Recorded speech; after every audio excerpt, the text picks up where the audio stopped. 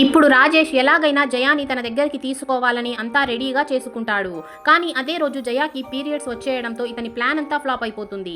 ఆ తర్వాత రాజేష్ ఎప్పుడు జయాకి బటర్ పూస్తూనే ఉండేవాడు. రాజేష్ జయాతో నువ్వు నన్ను ఎంత బాగా చూసుకుంటున్నావు, నా కోసం కష్టపడి మరీ ఫుడ్ వండుతున్నావు, నా బట్టలు ఉతుకుతున్నావు, నా చిన్న చిన్న విషయాలకు కూడా నువ్వు పట్టించుకుంటున్నావు, నీ కోసం నేను ఏదైనా చేస్తాను అని అంటాడు. కానీ జయ పట్టించుకోకుండా వెళ్ళిపోతుంది. దాంతో రాజేష్ మళ్ళీ జయాతో నేను నీ కోసం ఏం చేయాలో చెప్పు అని అడిగితే అప్పుడే జయ వచ్చి కాటుక ఇచ్చి దీని నా కళ్ళల్లో పెట్టండి అని అడుగుతుంది. దాంతో రాజేష్ కాజల్ పెన్సిల్ తీసుకుని ఎక్కడ పెట్టాలి అని అంటే కళ్ళ కింద అని అనగానే అతను కాటిక పెట్టడానికి ముందుకు వెళ్తే అతను సరిగ్గా కాన్సన్ట్రేషన్ చేయలేకపోతాడు. దాంతో జయ ఇక మీ వల్ల కాదు వదిలేయండి అని అంటుంది. ఆ తరువాత జయ వండిన వంటని రాజేష్ ఎంతో పొగుడుతూ తింటాడు. అలాగే జయ కోసం ఏవో పళ్ళు తీసుకుని వస్తాడు. కానీ ఆ పళ్ళు జయాకి ఇష్టం ఉండవు. దాంతో జయ వాటిని పారవేయాలని చూస్తుంది. అప్పుడే బయట నుంచి రాజేష్ ఆ పళ్ళని నువ్వొక్కదానివే తినేయకు, నాకు కొన్ని పెట్టు అని అంటాడు. దాంతో ఆమె అన్ని ఫ్రూట్స్ కడిగి అతని ముందర పెడుతుంది.